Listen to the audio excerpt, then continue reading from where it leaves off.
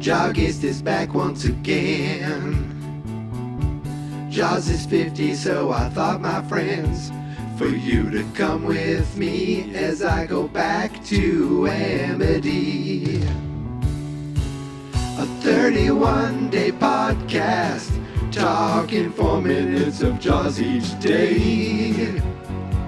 It will be another month-long show for me, and I hope to see you there, 'cause JAWGUST is back again.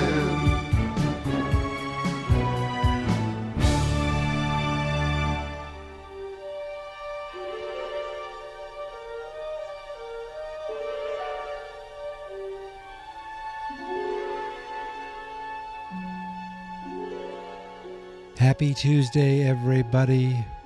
It's JAWGUST 5th.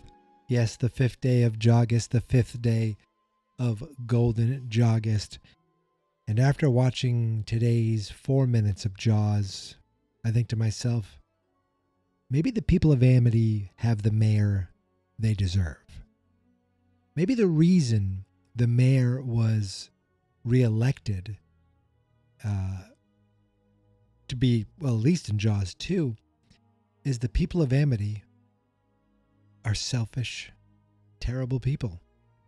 Maybe it's just the simple fact that these people care more about their beaches and their money than they do of now 2 deaths.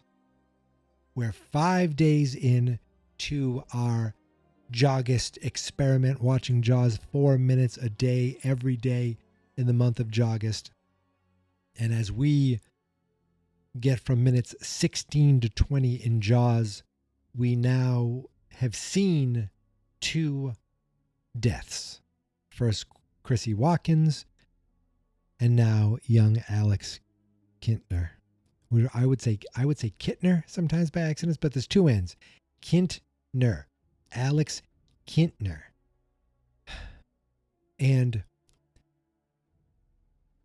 you see this little town, people are laughing, people are telling, having jokes now. One woman's like, I don't think that's funny, I don't think that's very funny at all, but she's also just worried about her motel. And, she's already told Ellen that she'll never be an islander, so this lady can go suck an egg. That's right, I said it. This segment opens with one of the most memorable scenes in the history of movies. And I don't think that's hyperbole. And I think I just used that word correctly. Right? Maybe I might be ruining it by kind of drawing more attention to it, but that's too late. Of course, I'm talking about, Harry with his bad hat showing up. No, this scene, maybe a minute into this segment, is just one of the most horrific things. It has to be one of the most horrific things because it's happening to a kid. Okay. In certain movies, there's like a rule of kids and animals. And Jaws says, oh, really? Well, guess what?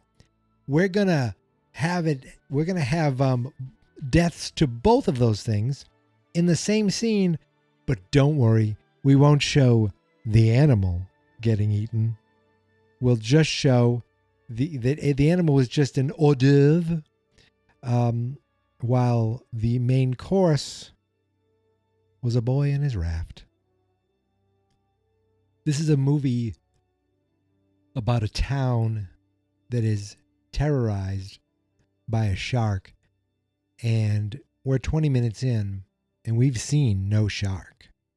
We've only seen the point of view of the shark as it reached up and pulled Chrissy Watkins to her ultimate demise.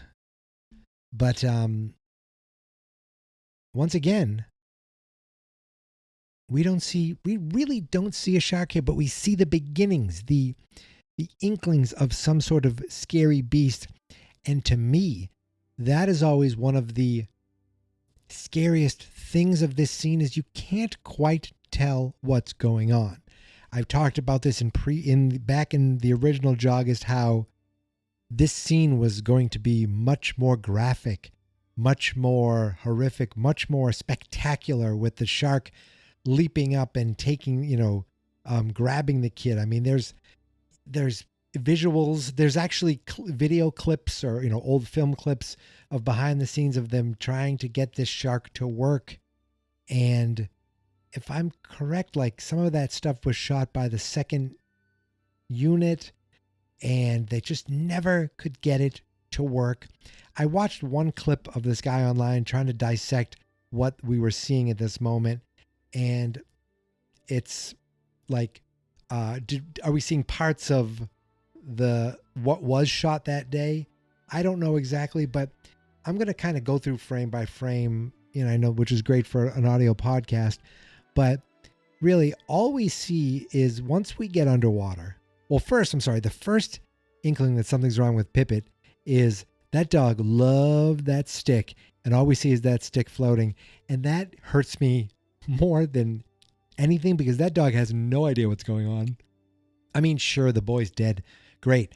But at least there's a reward coming for that kid. Pippin gets shit. Justice for Pippin. Or Pippet. Pippet. Pippet. Pippet.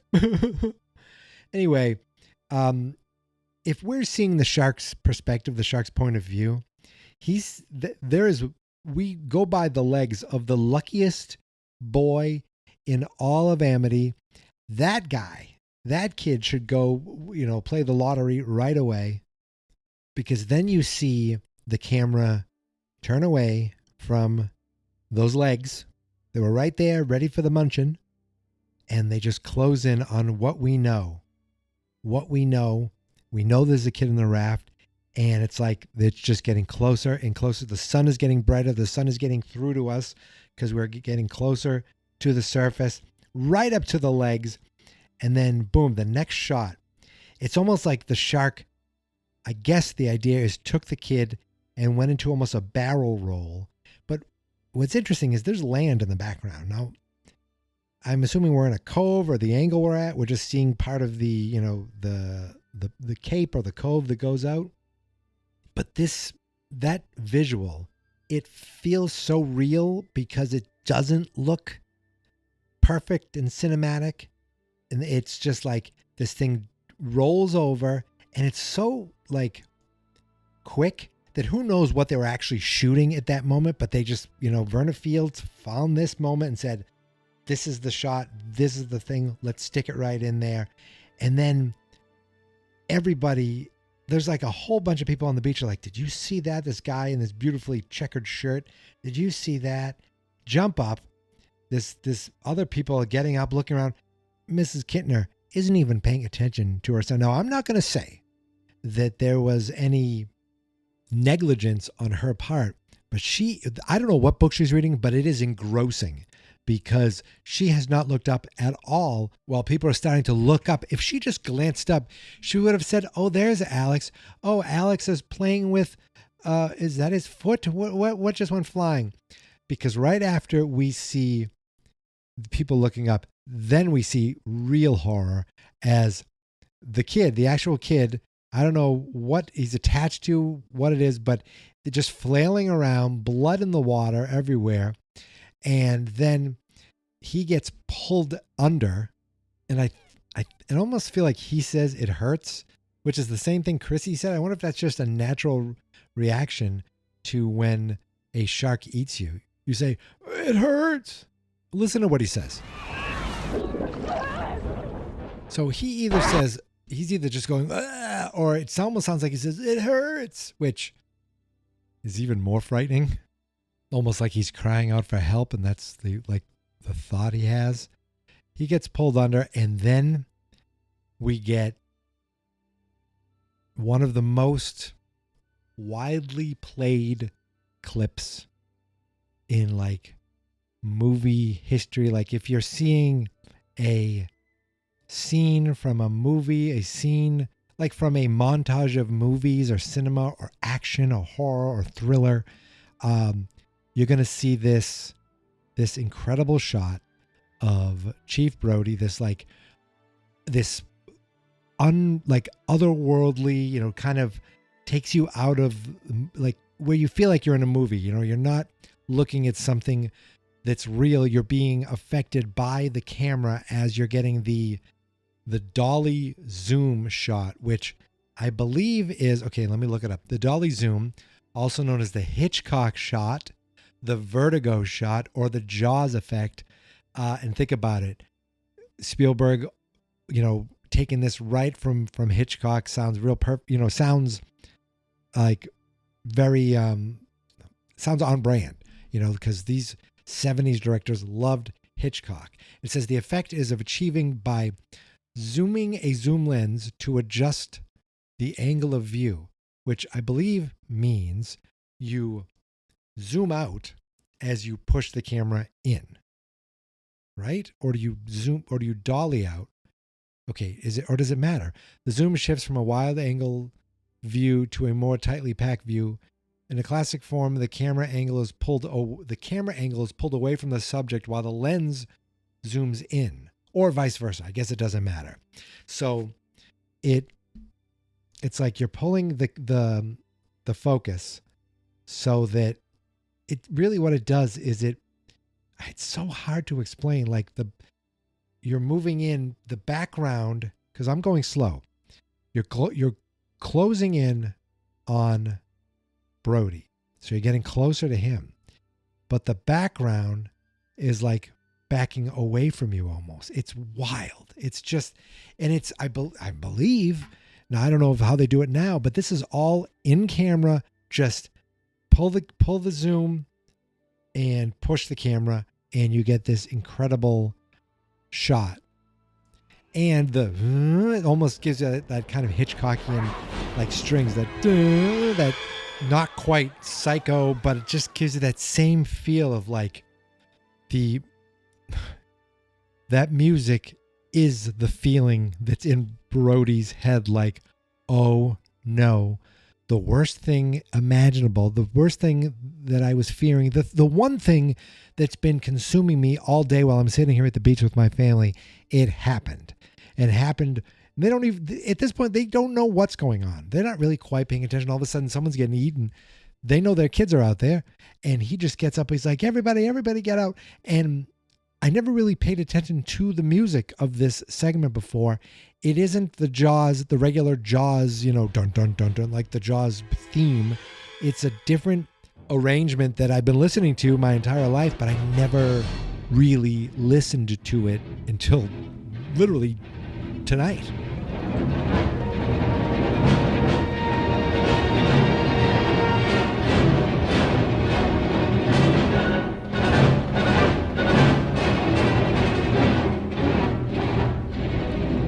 That is awesome. And it fades away as you just see the raft. The name of that clip that I found on YouTube is The Empty Raft, which is depressing in itself. But listen to how frantic that was, like doodling, doodling, doodling. I've heard, and I know there's so many famous and well-known and very recognizable moments or music in Jaws besides the main Jaws theme. But that one took me all this time, took me until watching it this evening to really pay attention, notice it, and appreciate it. And It's pretty awesome. And I wanted to point that out. And we're only a minute and a half in to, what's going on here. We see Sean, who was, just a minute before was worried about the Muffin Man. Now he's yelling for Michael in the water. We see kids pulling out, kids dragging people out. We see Ellen grab Michael and was able to get him out. And Brody's looking in the water like, everyone out. But he's like, oh, crap. And then there's Mrs. Kittner. Alex?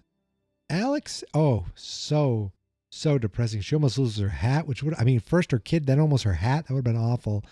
Of course, Mrs. Kittner, played by the great Lee Fierro. She shows up. She shows back up, and I believe she's friendly with Ellen in Jaws: The Revenge. I'm almost positive I didn't make that up. I'm fairly certain I'm correct about that I don't know if she's playing Mrs. Kittner, but she's in it. Not to focus on that movie at all, but I just read a quick on the Wikipedia page. Yes, in Jaws in 1975, she played Mrs. Kittner. And in 1987, just 12 years later, she returns to play the role of Mrs. Kittner. But here's the funny thing. It says, of course, Jaws: The Revenge misspells her name in the credits and calls her Mrs. Kittner, which might have been why, well, that can't be why I called her Mrs. Kittner. I think I just mispronounced things, but it's definitely Kittner. And we're not done with her. We see her again. Oh, my God. So she passed away in April of 2020 at 91 years old, and it says from COVID. Oh, Jesus. Jesus, Mary, and Joseph. Okay, anyway, back to the Kittners. It's bad enough that they have a seemingly a shark on their hands. I mean, these townspeople really don't want to. They really don't want to admit that there's a problem. While the problem is coming up and killing their residents, they still want to worry about themselves and their businesses. Kind of, wow, that does sound familiar now that I think about it. But not only do they have to worry about a very real issue in their town, they have to worry about the fact that a shark has time travel capabilities. And you say, Michael, what are you talking about? Well, do you remember just a few days back when I talked about all the different, all the weird things on that police report that Brody was filling out? He can't spell coroner. He has time like 11:50. It was like in the PM. Well, the date listed there was July 1st, 1974. After Alex Kittner is brutally eaten by the beast, we jump right to this, I'm going to say town hall, public meeting house with a sign on a bulletin board that says reward, a $3,000 bounty to the man or men, sexist, who catch and kill the shark that killed Alex M. Kittner on Sunday, June 29th on the Amity Town Beach. I was just told just a few days ago that Chrissy Watkins was either killed or discovered on July 1st. Now you're telling me we're going back a few days to June 29th, and that's when Alex is being killed? So are we in a Pulp Fiction type situation where this is non-linear television, non-linear storytelling? Like, Kittner actually died first, man. That you don't understand. And Chrissy still went swimming. That's how badass she was. And I know at one point, we get to someone talking about tomorrow, the 4th of July. So I wonder how many days pass. Because right now, we don't know how many days have passed. I'm going to assume that this is July 1st now. Maybe she didn't write up the speech that day. She didn't write up the rewards that day. Give her a day. Give her another day. I'd say maybe now is July 1st. That's my guess. 2 days later. But here's the thing. That woman who was on the beach talking to Ellen, she's now sitting here talking about, she's like, we don't even know if there is a shark. It's like, it doesn't matter. Did they say Jaws was the perfect kind of metaphor for the pandemic kind of thing? Wasn't that so? Like, it's really crazy when you think about it. Like, these people are just being like, I don't even know. I hope they don't close this. And what about this? And we need this. And you have one guy trying to do the right thing and everyone around him, like, just holding him back to the point where he doesn't do the right thing. Now he has to live with that. But it's not, he gets zero support. So another thing that drives me crazy is the newspaper man here, Carl Gottlieb. He plays, the guy for the Amity Press. And he talks about how, Brody's worried that this reward is going to get out and people are going to, it's going to become like crazy. And Gottlieb's like, it's not only our paper. This is being published in a bunch of different papers all over New England. People are going to come to try to catch this shark. Now, what's crazy is what he says. Small story. I'm going to bury it as deep as I can. The ad is going to run in the back along with the grocery ad. So we have proof right here that the newspaper man is using the news to manipulate the story. Like, he's trying to manipulate how people see or don't see this. He's like, I'm going to run the story in the back of the paper and the ad's going to be back. I'm going to bury the story, and the ad's going to run in the back with the grocery ads. First of all, if I was a local grocer, I'd be like, what did we do? Well, like, why are our ads so bad that, like, maybe we need to do something better? But you can see this guy's like, he wants to do everything to deter, not fishermen. He wants to not deter. Deter? Is that the word? You know what I mean? He doesn't want to scare away the tourists. So while I guess he's officially running the story, he's going to put in the back, like, young boy fights fish, loses fight with fish, or something like that. Young boy has fishing accident. Young boy accidentally hurts himself at the beach. No big deal. Young boy's pet attacks him. I don't know. Raft ruined. Like, just this little story where it's just like you see the business owners and the media conspiring together with the mayor to try to keep this on the down low, to try to avoid having a bad summer, because all they care about is the almighty dollar. In fact, when they even get into the bigger room, the first thing that Mayor Vaughn says is, does anyone have any questions? Is that $3,000 bounty on the shark in cash or check? I don't think that's funny at all. I don't think that's funny either, Mrs. Taft. Did you hear all those old people laughing and cajoling and, like, just, it's no big deal. They worry about the money. I'm seeing old people, not just old men, older women, and one guy with an incredible, perm. That's wild. He has almost the exact same hair as Mrs. Taft. Hey, I was looking up quotes real quick, and I realized that woman with the motel, the one who says you're never going to be an islander, that's Mrs. Taft. But the mayor says, that's something that's a private matter between Mrs. Kintner and all you fishermen. So as this segment comes to an end, the mayor brings Brody to the front of everyone, in front of everyone, to say what they have planned so far. Somebody asks about the beaches, and he says, we're going to put on the extra summer deputies as soon as possible, and then we're going to start using, and that's where the segment comes to an end. So what are they going to start using? I mean, we all know what he's going to say. We all know what the reaction is, and we all know what comes next. And I can't wait to talk about that tomorrow. Tomorrow, there's more Jaws. Tomorrow, it's only a day away. So that's it. That's this segment. That's this 4 minutes of Jaws. We get Brody tense. We get Ellen, giving him a back rub to try to relax him. it doesn't work because, of course, Pippet is killed, and even worse, I guess, the boy. But here's something interesting. Do you know Alex Kittner, the young boy? He is still alive today, and he is not shying away from the fact that he was Alex Kittner. Kittner, no. In fact, he has a website. And do you know what the website address is? And I'm going to let you know because I'm going to put a link to it in the show notes. TheDeadAlexKittner.com. That is the name of his website, the official website for Jeffrey Voorhees, a.k.a.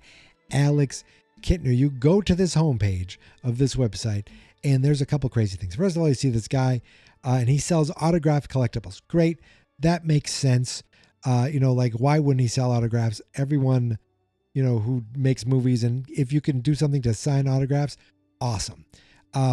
But he also has a store, and I don't know if inflation has taken over from the store, but it's a little crazy. First of all, let me go read his bio before I talk about the store a little bit. It says, Jeffrey Voorhees is a well-known actor for fans of the movie Jaws for his role as the ill-fated Alex Kittner. In one of the scenes of the iconic 1975 Steven Spielberg film, Voorhees portrays the boy Alex who was attacked by the monstrous shark Bruce while swimming on his raft from the beach. This shocking incident sets off a chain of events that will haunt the fictional island of Amity for the rest of the summer. Despite his relatively small role in the movie, Voorhees has become a part of cinematic history, having one of the famous scenes to die on screens in Jaws. Having one of the famous scenes to die on screen in Jaws. Having one of the famous scenes. Yeah, I guess so. I thought he was going to say one of the most famous scenes. But I guess it's one of the famous scenes. After his memorable appearance in Jaws, Voorhees went on to appear in the popular TV series Santa Barbara and the drama movie One More Street. He also went on to manage a seafood restaurant called The Wharf on Martha's Vineyard, the same island used to depict Amity in Jaws. So he's obviously a local Martha's Vineyardite. He's an islander, now retired from managing his restaurant, or the restaurant. Interestingly, the restaurant still serves a sandwich called the Alex Kittner Burger. Of course, you can eat him too. He remains a popular figure among Jaws fans, frequently receiving interview requests from all over the world. He enjoys telling his customers about his role in the classic 70s movie and revels in the attention it brings him. Jeffrey Voorhees may have only had a brief appearance in Jaws, but his portrayal of Alex Kittner has left a lasting impression on moviegoers around the world. With his unique claim to fame, he continues to be a beloved figure among Jaws fans, and he enjoys going to signings, cameos, and conversing and sharing stories with the fans and also running his dog on the beach, the same beach that he died on Martha's Vineyard while playing Alex when he was 12 years old in 1975. Well, besides the bio, let's look under latest news. Obviously, it's the 50th anniversary. So he was at something called the Private Meet and Greet Mingle Party at the 50th Jaws celebration. You could come and spend time with him. You can do cameos. Of course, he's on Cameo. If I go to order a cameo now, it's only $35. That's not insane. But what is insane is some of these things he's selling, and I'm just going to get right into it. You can buy a Alex Kittner. Wait, what is this? There's a print of this is before the attack. Jaws collector designer per fan of the classic movie Jaws, autographed prints featuring Jeffrey Voorhees, known for his role. That's not even. It's like a drawing. This almost looks like an AI painting of Alex Kittner on a raft with the giant shark underneath him. It is a frightening photo, but that's not the thing he actually sells. Oh, no, he sells actual signed pictures from him in the movie. Okay, that first thing was a little weird. But okay, that's $35. You can also get a Jaws poster signed by him. Wait a minute. Is it just a Jaws poster for $35? That's not crazy. Jaws collector designer for fans of the movie Jaws. Autographed posters, prints by Jeffrey Voorhees, known for. Oh, that's not crazy. It's only 8.5 by 11. It's not that big, but it's signed $35. Okay, I'll take that. Now let's look at the. Okay, that's autographed prints and more. I want to see this raft. Yes, the Alex Kintner Amity Island Legends Inflatable Collector's Raft. So there's a thing called Amity Island Legend. It's a cartoon drawing of the shark chasing this boy, shark jumping out of the water, the boy on this raft, just about to be eaten, which is so cute and fun because in the actual story, he does get eaten and he is killed. And he has t-shirts that you can get Amity Island Legend with the website, The Dead Alex Kintner on it. The logo is kind of fun, I will give you that. But here's something kind of crazy. There is a raft for sale, okay? I don't think it's signed or anything like that. No, it's designed. I typed in the word signed to see if this is a raft. Just a raft. It's got a big hole and it's got fake blood all over it. It's got teeth marks. It says Amity Island Legend, thedeadalexkintner.com. It is on sale. It is 50% off on sale right now. Regularly, it's $289, but you can get it right now for $144.50. I shit you not. Oh, you can also get an autograph one. I don't know if that one's even more. Are they all autographed? Double-sided. It means there's two sides to the raft. What? It's 71 inches long. It's as tall as he is. Like it's for a man, but it's got a big giant hole in it. So if you have a room dedicated to movies, I guess you'd want this. I don't know, but for $144, I'd buy a yellow raft and put a hole in it, and boom, it's the same thing. He has mugs for $30 to $60. Are they signed? Like, are they signed mugs? I don't think so. A $30 mug. Does it come with free refills? I don't think so. Deleted scene photo. Okay, but that's not even him. Isn't that a dummy in the photo? That's like a mannequin. Unless maybe it is him lying there. I always thought it was a mannequin, but okay. And the t-shirts.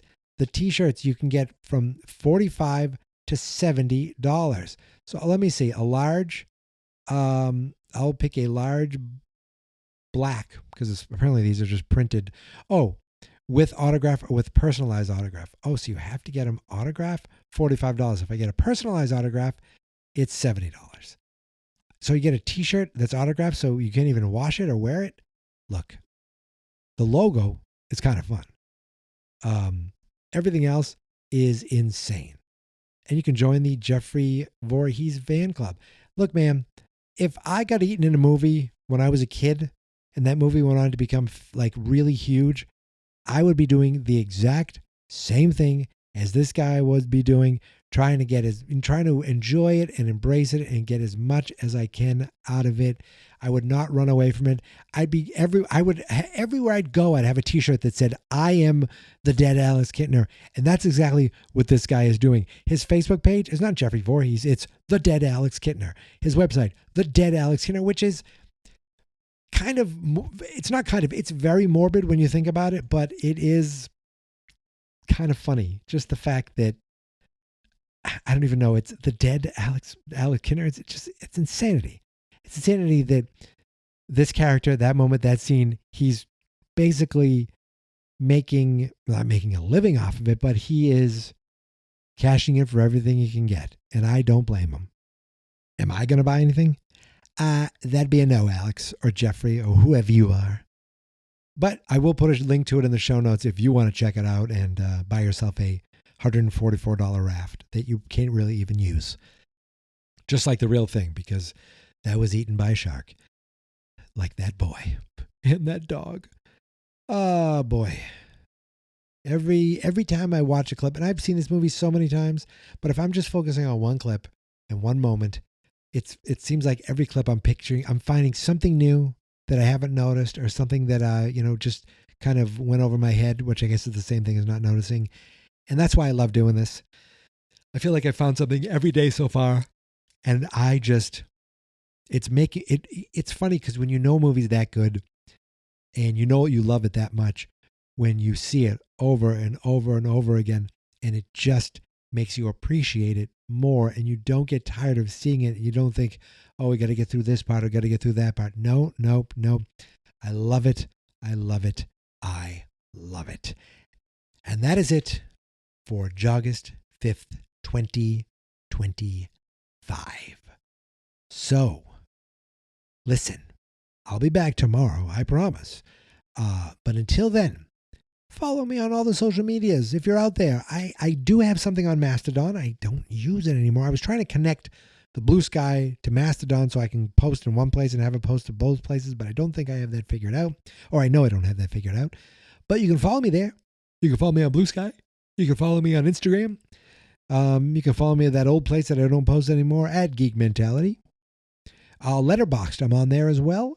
Not a lot going on with movies right now because I'm focused on one movie. I think the last movie that I posted there was Happy Gilmore 2. And then, of course, Superman. I mean, obviously. But I'm over there at Geek Mentality as well.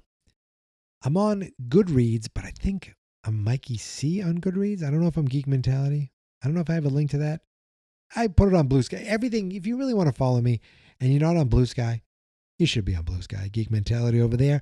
And TikTok's probably where I do everything else. But over that, at TikTok, it's Geek Mentality Mike. Because somebody took Geek Mentality from me. I don't know who it was. That son of a bee. But, yeah. Geek Mentality everywhere except TikTok, Geek Mentality Mike. On Facebook, it's Fans.Experts, and on YouTube, it's Fans.Experts. That's because the website where all my podcasts are is fansnotexperts.com.